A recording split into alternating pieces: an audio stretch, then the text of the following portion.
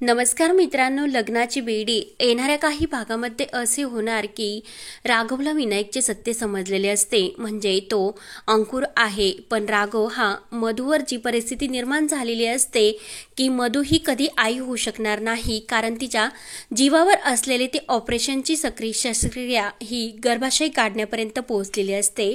म्हणजे आतापर्यंत मधूने जी पाप केलेले असते त्या पापाची शिक्षा देवाने सिंधूसमोर मधूला दिलेली असते. सिंधू मात्र कायम सर्वांच्या सुखाचा विचार करत असते आणि मधूचा गर्भाशय काढल्यानंतर सिंधूला खूप असे वाईट वाटत असते, कारण कोणत्याही स्त्रीवर अशी वेळ येऊ नये असे सिंधूला वाटत असते. तेव्हा राघव अंकुरचे जे सत्य आहे ते मुद्दाम लपवण्याचा प्रयत्न करतो, कारण त्याला सुद्धा वाटत असते की सिंधूला जर हे सत्य सांगितले तर सिंधू विनायक म्हणजे अंकुर याला घेऊन परत कुठेतरी लांब निघून जाईल, आणि मधूला जर हे सत्य सांगितले तर मधू ही सिंधूपासून विनायकला तोडण्यासाठी काहीतरी प्रयत्न करत राहील. म्हणून राघवने हे सत्य लपवलेले असते. त्यानंतर सिंधू ही मधूचे ऑपरेशन झाल्यानंतर घरी येत असते आणि त्याचसमोर तिला रेश्मा आणि तिचा बॉयफ्रेंड हे एकत्र असल्याचे परत दिसते. तेव्हा तो बॉयफ्रेंड निघून गेल्यानंतर सिंधू रेश्माला विचारते की रेश्मा, तुझे हे आत्ता सध्या काय चालू आहे, तू असे का वागतेस? तर रेश्मा म्हणत असते की तुला आमच्या ह्या खाजगी मामल्यामध्ये पडण्याची काही एक गरज नाही, कारण तू ऑलरेडी ते घर सोडलेले आहे, त्यामुळे त्या घराशी आणि आमच्याशी तुझा काही एक संबंध नाही आणि तू उगाच कोणाचे कान भरण्याचा सुद्धा प्रयत्न करू नको. तेव्हा रेश्मा वाटेल ते सिंधूवर आरोप करते. तर सिंधू तेथून जात असते आणि जाताना ती लगेच मंगेशला फोन करते आणि त्या जो मुलगा आहे त्याचे नाव सांगून त्याची जी सर्व ही माहिती आहे ती शोधण्याचा प्रयत्न मंगेशला करायला लावते. तेव्हा मंगेश त्या मुलाबद्दल सर्व माहिती ही सिंधूला देतो.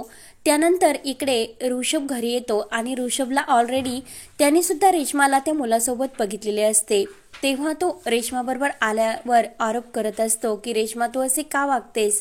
काय गरज आहे तुला हे सर्व करण्याची? आत्तापर्यंत मी तुला बऱ्याच वेळेस सांगितले की तू असे वागू नको, जे आपल्या कुटुंबाला शोभणार नाही आणि त्याने कुटुंबाची मान ही खाली घालावी लागणार.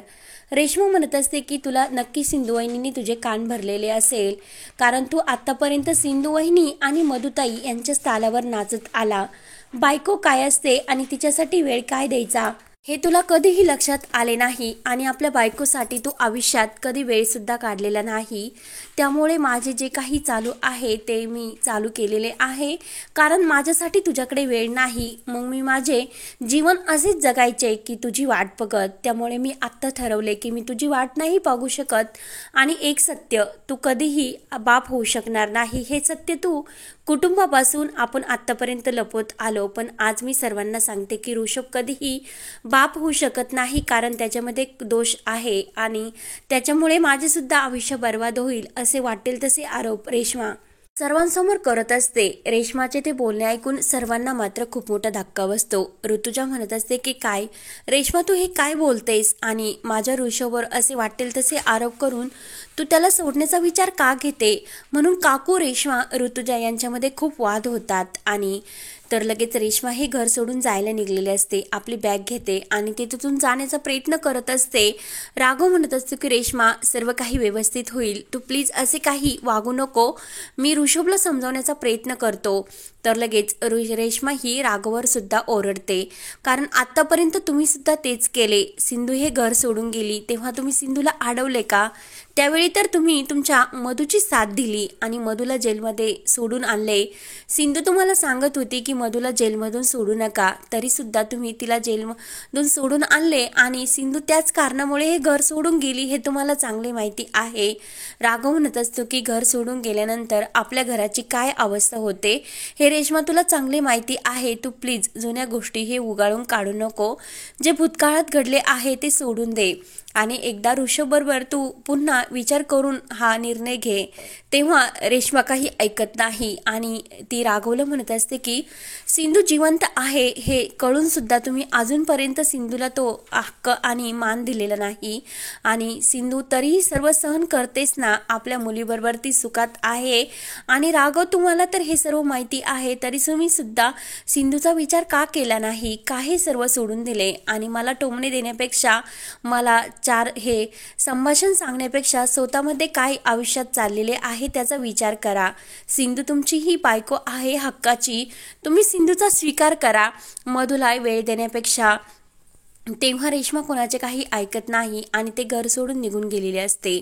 त्यानंतर इकडे सिंधूने सर्व माहिती ही राघवला पोहोच केलेली असते की रेश्मा जेथे त्या मुलासोबत राहते तो मुलगा एक चांगला नाही, तुम्हाला काय करायचे तुमच्या फॅमिलीचा तो मॅटर आहे, तुम्ही मला फक्त माझे सांगण्याचे काम आहे। म्हणून सिंधू सर्व फोनवर राघवला सांगते आणि राघव ऐन वेळेस तेथे रेश्मा जेथे त्या हॉटेलवर ती मुलासोबत राहत असते तेथे येऊन पोहोचलेला असतो।